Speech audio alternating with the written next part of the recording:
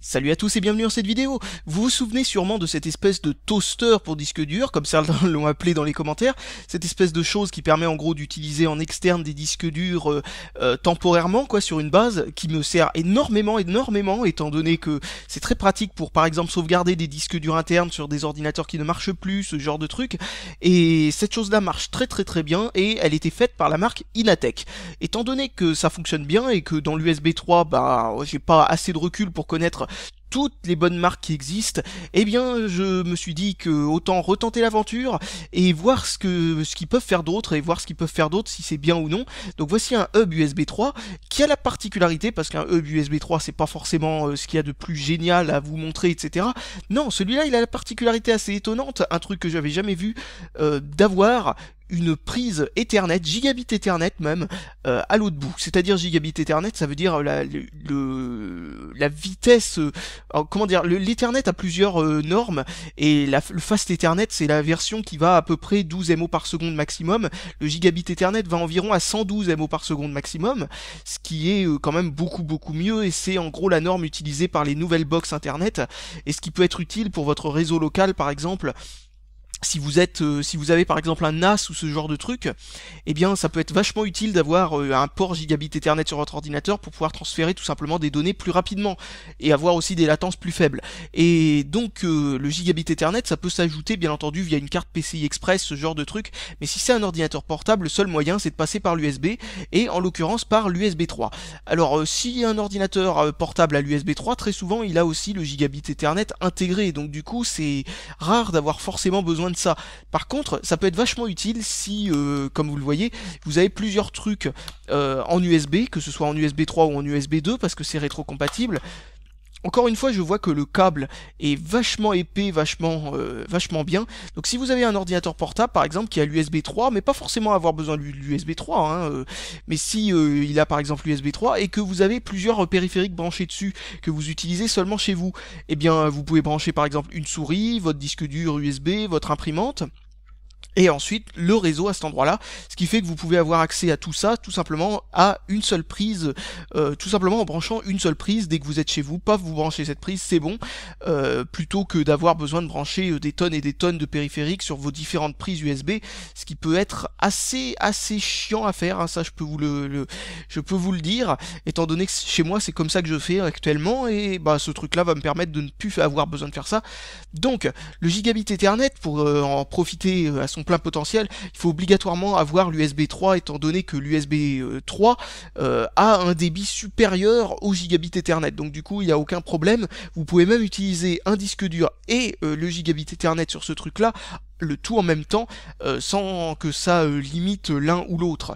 Par contre, si vous utilisez ce périphérique en USB 2, logiquement le gigabit Ethernet devrait être limité à 30 MO par seconde, et si vous utilisez le gigabit Ethernet à son plein potentiel, c'est-à-dire les 30 MO par seconde, plus un disque dur externe dessus, genre par exemple vous transférez un truc venant du réseau vers votre disque dur externe, et bien en utilisant les deux trucs reliés au même truc, au final vous aurez le gigabit Ethernet qui va être bloqué à 15 MO par seconde, ce qui est toujours mieux quand même que d'avoir tout simplement du Fast Ethernet qui lui est limité, comme vous le savez, à 12 MO par seconde. Donc ce truc là peut être utile même si vous n'avez pas l'USB 3 pour ajouter l'USB 3, non ça rajoutera pas l'USB 3, ça c'est clair, mais en tout cas pour ajouter le gigabit Ethernet dessus. Alors ce truc là coûte un peu plus de 30 €, je crois que c'est à peu près 33 € frais de port compris sur Amazon. Bon le prix est un petit peu élevé si vous comparez ça à un hub USB, mais bon il existe une version avec 4 prises USB et pas le gigabit Ethernet qui coûte dans les un petit peu plus de 20 €, un truc comme ça, mais il faut quand même se rendre compte que déjà un gigabit Ethernet en USB, que ce soit USB 2 ou USB 3, ça coûte déjà plus de 10 €, et que si vous ajoutez à ça un hub, et bien du coup au final on s'en...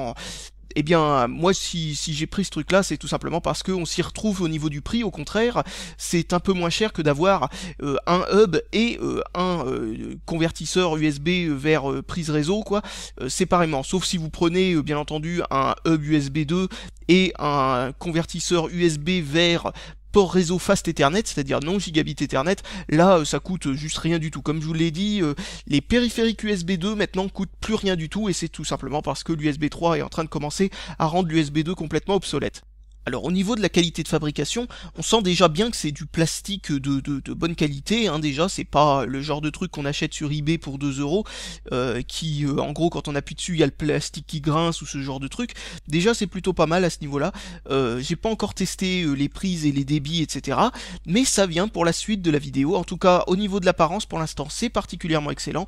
Le paquet qui est donc donné avec permet de bien tenir le produit en place sans que ça ait, enfin, sans que ça risque quoi que ce soit, donc du coup ça c'est plutôt pas mal.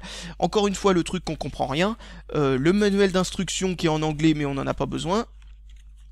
Et là nous avons un CD de pilote, parce que visiblement sous Windows il doit falloir un pilote pour la partie Ethernet de cet adaptateur. Donc voilà, bah maintenant on va pouvoir tester ce truc là. Alors moi bien entendu comme d'habitude je teste ça sous Linux. Bon c'est mon choix personnel, mais si ça fonctionne sous Linux, ne vous inquiétez pas, ça veut dire que ça fonctionnera très bien sur les autres systèmes d'exploitation. D'ailleurs regardons ce qu'ils disent derrière, ils nous disent que c'est compatible avec Windows et macOS, et bah voilà, bah moi je vais rajouter virgule Linux à la fin, si tout fonctionne bien sous Linux. Voilà.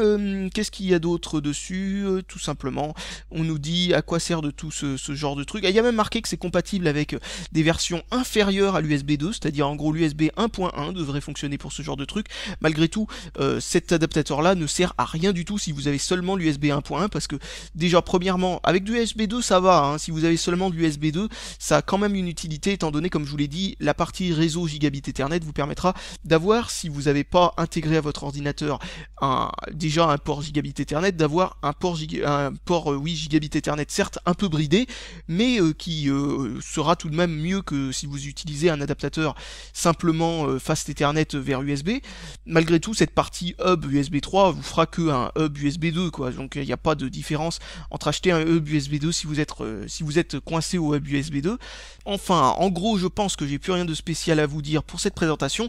Maintenant, je vais tester tout ça et je vais revenir vers vous pour vous dire si au niveau des débits, tout est parfait ou s'il y a des lacunes, parce que je ne connais pas du tout l'influence d'un hub USB 3 sur les débits, etc. Donc je vais reprendre ce truc-là, ainsi qu'un SSD assez rapide, et on va refaire les mêmes tests pour voir si on est au même niveau. Alors, me revoilà après avoir testé ce truc-là pendant à peu près une semaine, et donc j'ai eu un tout petit problème, mais j'y reviendrai un peu plus tard. Déjà, commençons par les bons points. Alors, je l'ai branché en USB 2, et vous savez, je vous ai parlé du fait que, bien entendu, le port gigabit Ethernet sera limité par l'USB 2. Alors, à combien est-il limité? Eh bien, il est, enfin chez moi en tout cas, il a fonctionné jusqu'à 39 MO par seconde, ce qui est absolument excellent pour de l'USB 2. Encore une fois, là, nous avons un produit qui est extrêmement bien optimisé sur l'USB 2, mais vraiment très bien. C'est-à-dire qu'en gros, 39 MO par seconde, encore une fois, ça explose, c'est peut-être un nouveau record en matière d'utilisation de l'USB juste parfaite. Et donc, c'est à peu près 3,5 fois plus rapide que du Fast Ethernet, donc ça se justifie même si vous n'avez pas du USB 3 du coup. C'est particulièrement pratique notamment si vous avez un NAS chez vous ou des trucs comme ça, vous savez, un support de stockage en réseau, ça vous permettra de stocker à peu près à la vitesse, comme si vous l'avez branché en gros à votre ordinateur via l'USB 2 en gros le disque dur, donc du coup c'est particulièrement, enfin c'est totalement parfait pour ce genre d'utilisation. La partie hub bien entendu elle aussi fonctionne parfaitement bien en USB 2, en USB 3 parfait aussi, pareil, nous pouvons rebrancher tous nos trucs en USB 3 comme ça sur ce truc là, et bien entendu s'il n'y a qu'un seul périphérique qui fonctionne à la fois, on a le débit maximum. Bien entendu le débit est partagé entre tous les ports, et donc si on utilise deux périphériques à la fois, ils se partagent le débit maximum à eux deux, quoi, en gros un truc du genre. Mais l'USB 3 a des débits qui sont vachement larges, donc du coup vous rentrerez pas particulièrement dans ce genre de limitation, notamment en branchant comme je le disais, par exemple une imprimante, un disque dur USB, un truc comme ça, et à plateau et pas un SSD, et ensuite vous branchez aussi le gigabit Ethernet et vous l'utilisez en même temps, et à E3 normalement ne devrait pas y avoir, et puis de souris pendant que vous y êtes, à E4 normalement devrait y avoir aucun bridage. Problème, le problème que j'ai eu, c'est que avec l'USB 3 intégré à ma carte mère, qui est quand même l'un des premiers USB 3, il faut savoir, hein, donc du coup c'est logique qu'il puisse y avoir quelques petits problèmes de compatibilité, et il y en a eu un très gros, c'est-à-dire que l'Ethernet, la puce qui gère le gigabit Ethernet là-dedans, est incompatible avec l'USB 3 de ma carte mère. Du coup, ben qu'est-ce qui se passe? Eh bien tout simplement, je me retrouve avec rien du tout, quoi. La machine est détectée, mais je branche mon câble et il n'y a absolument aucune connexion qui se produit. Ça c'est vraiment très bête, et d'ailleurs, voilà, ça permet de se demander si le bien fondé d'avoir le hub intégré avec le gigabit Ethernet, comme ça j'aurais pu en gros utiliser la partie hub qui elle fonctionne parfaitement bien du moment que les périphériques qui sont branchés dessus marchent parfaitement bien avec mon USB 3 interne intégré, quoi, et j'aurais pu brancher le reste sur l'USB 2 et là ça aurait fonctionné. Mais malheureusement là je suis obligé de choisir entre avoir un hub USB 2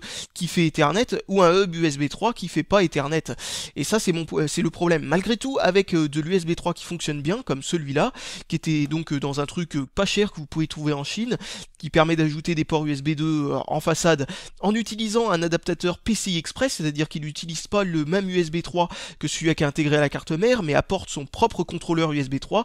Le contrôleur USB 3 qui est intégré avec ce truc-là fonctionne parfaitement bien avec le gigabit Ethernet intégré à ce truc. Et voilà, les premiers ports USB 3, un peu comme les premiers ports USB 1 ou USB 2, ont quelques petits bugs. Et voilà, voilà, nous avons l'un des cas. Et malgré tout, une fois qu'il est branché sur un USB 3 qui fonctionne parfaitement bien comme celui-là, eh bien nous avons absolument aucun problème à obtenir le débit maximum du gigabit Ethernet. Donc si votre USB 3 fonctionne parfaitement bien, eh bien il n'y a absolument aucune raison que ça ne fonctionne pas. Et malheureusement, c'est là où je reviens encore à ce problème-là, c'est que malheureusement nous sommes sur un produit qui peut être une sorte de ça passe ou ça casse pour vous, et j'espère franchement que chez vous ça passera. C'est malgré tout un très bon produit, à un prix tout à fait convenable, d'une qualité parfaite. Malheureusement, comme je vous le disais, encore une fois, la jeunesse de l'USB 3 fait que nous sommes obligés de tomber sur parfois quelques petites mauvaises surprises. Après, si vous l'achetez sur Amazon, vous aurez aucun risque et aucun problème à le faire renvoyer à Amazon et vous faire rembourser intégralement, même les frais de port de retour. Si vous avez un problème avec ce périphérique, s'il est incompatible avec vous et que vous avez envie de vous le faire rembourser. Donc personnellement, vu que c'est Amazon, je vous conseillerais d'essayer tout simplement si vous avez besoin d'un produit de ce genre. Ça c'est vraiment un truc qu'on peut dire avec Amazon, c'est que ça au moins, ça c'est absolument génial, pouvoir renvoyer les produits comme ça sur demande.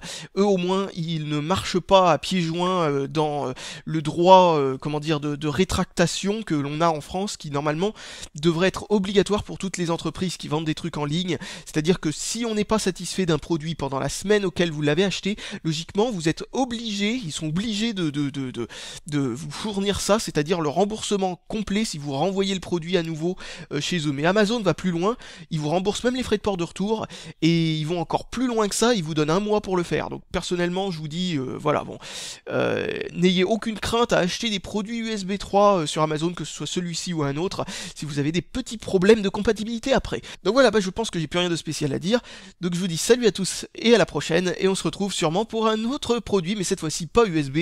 Je pense que la prochaine chose que je vous présente, ce sera cette horreur. Et là, nous allons entrer dans un territoire que vous adorez tous, celui des produits chinois complètement décevants. Allez, salut à tous et à la prochaine.